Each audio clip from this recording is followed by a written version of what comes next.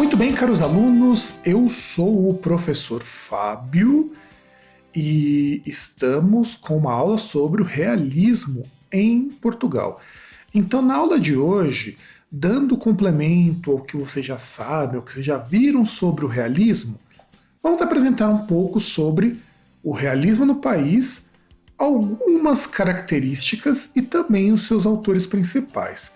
Então a gente começa vendo, por exemplo, quais são as características do contexto histórico e o que estava acontecendo em Portugal nessa época. Porque, afinal de contas, é super importante que a gente entenda quais condições sociais colocaram Portugal dentro da obra realista. Inclusive, não são os mesmos constituintes sociais que vão levar o nosso realismo. Inclusive, o nosso realismo ele é bem diferente. Então a gente começa tentando entender o seguinte: o realismo no Brasil, em Portugal, ele surge já na segunda metade do século XIX. E ele surge porque tem um monte de estudante que foi estudar fora. Na verdade, boa parte deles estudou em Paris, porque eles eram ricos, eles são chiques, afinal de contas, très chique. E aí eles tomaram contato com um caldeirão de coisas que acontecia lá na França. Era realismo, era o começo do parnasianismo, era o próprio simbolismo que já estava acontecendo quando eles voltam. E aí eles notam que em Portugal as coisas estão exatamente iguais ao período em que eles estavam fora do país. É aquela coisa, você tem que imaginar que Portugal é um país que se agarrou com tanta força ao romantismo, a identidade do romantismo, que não rolou deles tentarem mudar. E eles falaram, não, a gente precisa mudar isso. E além disso, dessa coisa de eles verem que Portugal está bem atrasadinha, lá no país tem dois grupos que lutavam um contra o outro. O Partido Progressista, de ideologia liberal influenciada pelo liberalismo americano, pelas questões de república, tinha uma visão republicana de país, e o Partido Regenerador, que queria Portugal com a sua monarquia. E essa coisa da monarquia portuguesa sempre foi um grande problema desde o começo do XIX, porque na Europa a gente passa a ver alguns fenômenos que são muito interessantes. Primeiro que depois da queda da Bastilha lá com a Revolução Francesa, monarquia passou a não fazer muito sentido. E os Estados Unidos também implementaram a questão do regime republicano.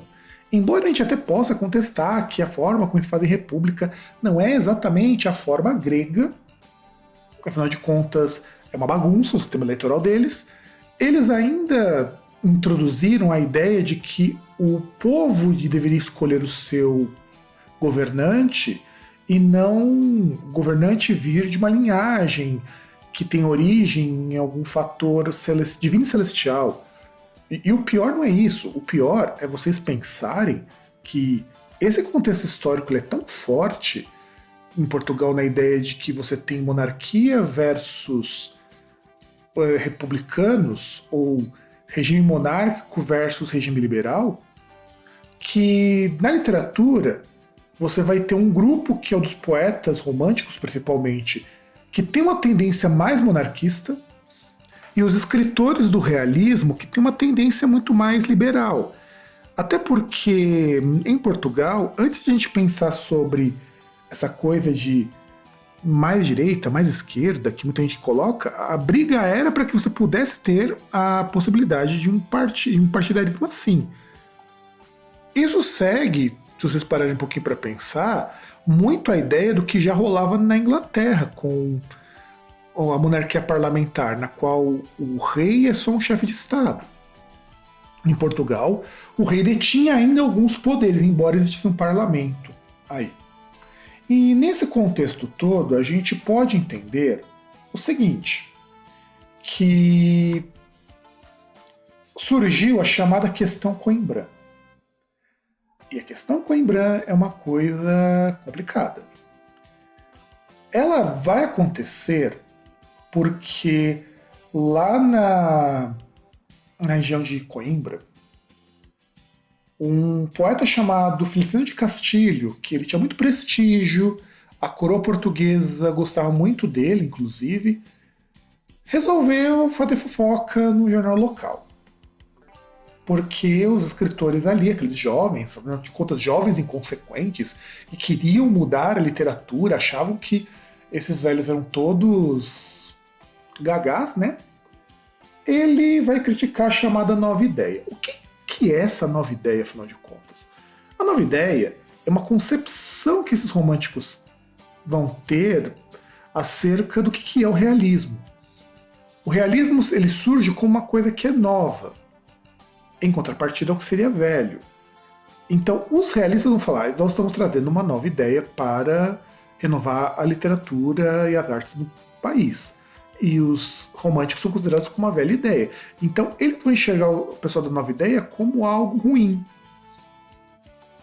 E aí, quando acontece isso, essa crítica à nova ideia, que o Feliciano de Castilho vai criticar um outro escritor, chega o Antero de Quental, que é um dos cabeças dos autores realistas, e ele vai dizer que a poesia romântica ela é fútil, ela é atrasada e ela é provinciana. E o que afinal de contas, representa esse provincianismo, essa coisa toda? O provincianismo, a gente entende que é tudo que é atrasado, é considerado caipira, que é considerado aquela coisa do interior. O provincianismo é um modo de você educadamente dizer que a pessoa ela é atrasada, ela é antiquada porque ela não se adaptou à modernidade. Então isso é o ser provinciano. E isso gerou uma briga muito forte entre os realistas e também entre os românticos. E essa guerra, essa briga, chegou ao ponto de que eles trocavam ofensas nos jornais, eles arrumavam brigas uns com os outros, e o realismo ele conseguia trazer um respiro para a literatura portuguesa. Como se não bastasse, é uma literatura cujas bases são bases um pouco mais sólidas do que o romantismo. O romantismo, a base dele é muito voltada para as teorias liberais, as teorias do liberalismo clássico.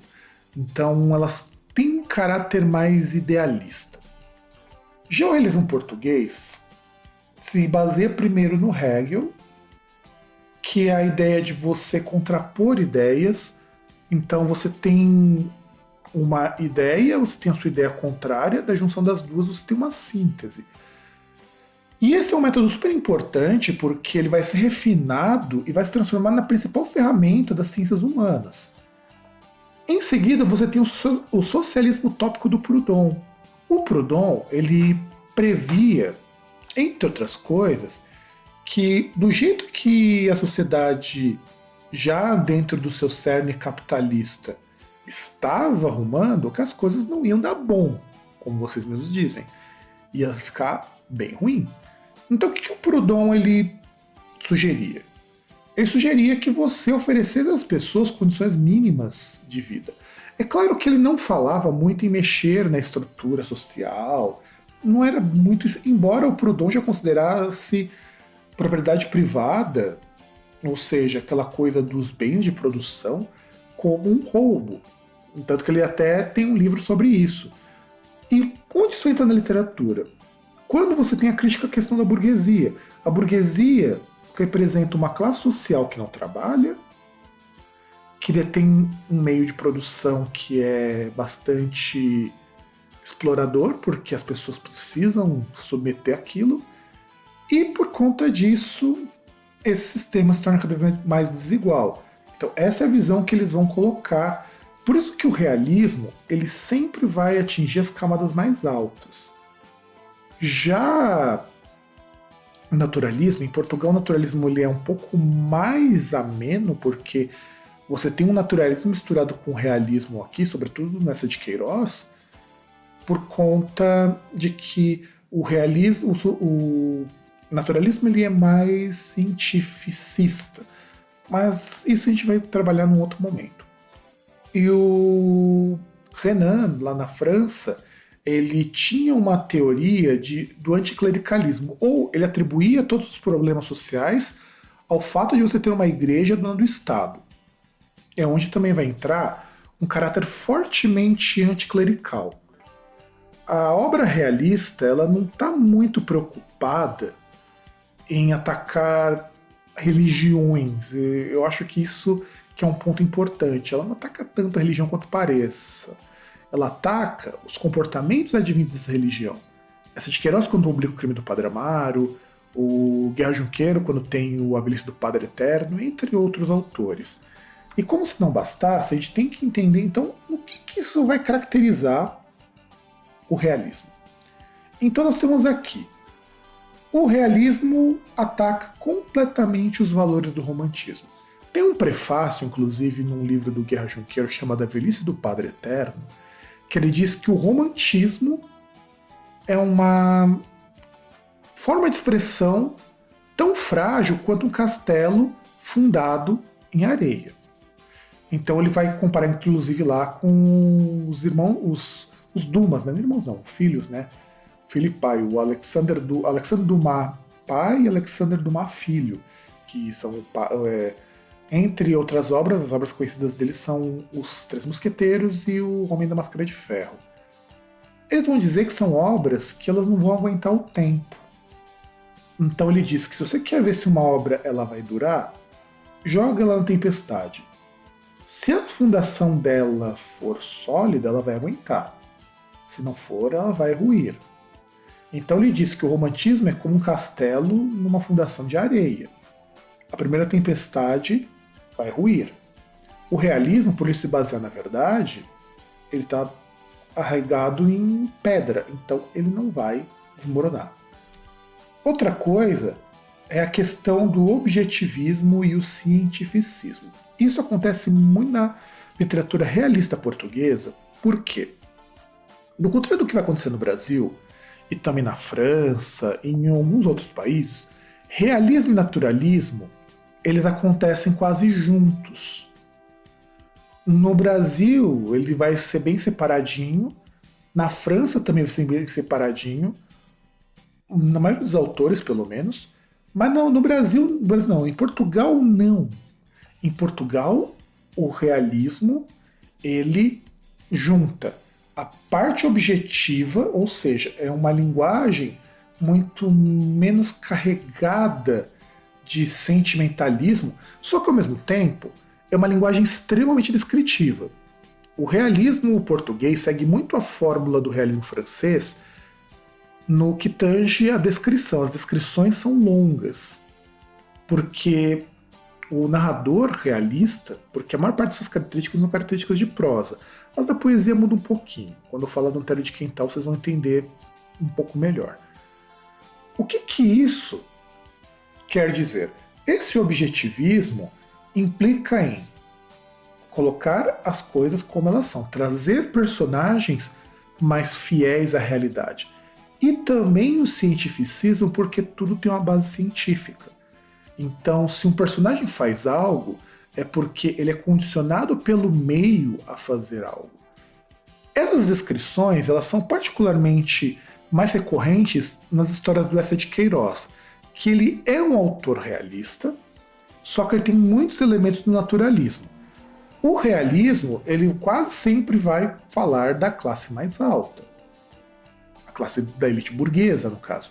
O naturalismo, ele fala das classes mais baixas. Então, quando a gente começa a ver as classes mais baixas se degladiando, a gente percebe que existe uma análise ali. Inclusive, quando a gente está falando de naturalismo, a gente tem que sempre prestar muita atenção nisso. A literatura realista, ela tem também uma ideia de tentar propor um modelo revolucionário para a sociedade portuguesa. Isso é muito pautado nas teorias sociológicas do Marx, do Engels e de outros autores a coisa vão se consultando. Então, quando a gente está falando dos ideias revolucionárias, a gente está falando, sobretudo, da ideia de tentar mudar a sociedade mexendo com a estrutura. Então, o realismo, enquanto literatura, ele busca uma ruptura com um sistema extremamente desigual, por intermédio da crítica às classes mais favorecidas. É mostrar que as classes mais favorecidas são extremamente hipócritas, são extremamente mesquinhas, são extremamente vis, que o ser humano não é bom por natureza, como acontece no romantismo. Para o romantismo existe a questão de que o ser humano é bom e a sociedade vai corrompendo. Para o realismo não existe isso. A sociedade já é corrupta e ela vai gerar seres cada vez mais corruptos no seu seio. Então, você precisa quebrar esse ciclo para que as pessoas se vejam livres. E também destaca as pessoas do cotidiano. Os eventos do realismo são todos muito banais, não tem grandes histórias em termos de aventura. Quase sempre uma história realista acontece numa casa, numa família, em situações que são perfeitamente plausíveis no cotidiano. Então, o foco não é tanto a história, mas sim o que o autor quer dizer com a história. Então, guardem bem isso. Para o realista, a história em si tem pouco valor. O que tem valor é a mensagem que aquela história tende a passar. E o realismo ele é antissentimental, ele vai fugir do sentimentalismo e também vai abraçar uma questão mais psicológica. Então o romantismo ele é extremamente sentimental e ele é raso por ser sentimental. O realismo, por ser mais objetivo, por ser mais psicológico, por ele não se valer dos sentimentos e das percepções que são muitas vezes falhas, e sim se valer de uma visão mais próxima do real, ele permite um aprofundamento desses personagens. E busca também a realidade por meio do materialismo. O materialismo é assumir que a realidade ela compõe tudo o que você precisa para entender o mundo. Então, a realidade ela é mais forte do que qualquer outra coisa. E rejeitavam a monarquia e o clero. E também a família, a questão do núcleo familiar, porque são ideais do próprio romantismo. O romantismo ele volta, se vocês se lembrarem bem, aos ideais advindos do medieval. E no caso de Portugal, também ao período das navegações. Então eles rejeitam a monarquia, eles rejeitam o clero, que representa também um sinal de atraso, eles rejeitam o modelo de família nuclear aos moldes da família burguesa, porque aquele modelo não funciona. Então, é muito comum histórias de traição, assassinatos em família, você ter uma série de acordos que vão acontecendo, tudo isso porque eles rejeitam esse modelo instituído pelo romantismo. E vamos falar de dois grandes autores que vocês precisam conhecer. O primeiro autor é o Antero de Quental, na poesia. O Antero de Quental era quem oferecia o suporte intelectual aos escritores. E vai acontecer com ele algumas fases na poesia do Antero de Quental. Ele tem um começo bastante romântico, bastante voltado para as questões espirituais e afetivas. Inclusive essa é considerada a parte menos nobre da poesia dele, pelo menos. Depois ele começa a buscar o realismo. E esse realismo muito pautado nas questões da desigualdade social, nas questões da falta de acesso às pessoas. Isso acontece na melhor fase da poesia dele. E chega um determinado momento que ele está super desiludido com o mundo, com o próprio movimento realista, e ele vai entrar numa questão mais existencialista. Então ele começa a divagar sobre a própria existência e ele também vai se aproximar, vai flertar com o simbolismo. Lembrando que o Antero de Quental ele pertence a uma corrente que nós vamos chamar de parnasianismo. O parnasianismo é a versão da poesia para o realismo. Com a diferença que, no caso do parnasianismo, que em Portugal pegou muito menos do que vai pegar no Brasil, e de uma forma diferente, inclusive, o parnasianismo ele preza muito pelo rigor formal, ou seja, as poesias passam a ter mais regras. É o que o Antero de Quental vai fazer no final da vida. Só que ele vai trazer um ar muito simbólico. E na prosa, não dá para esquecer do Eça de Queiroz.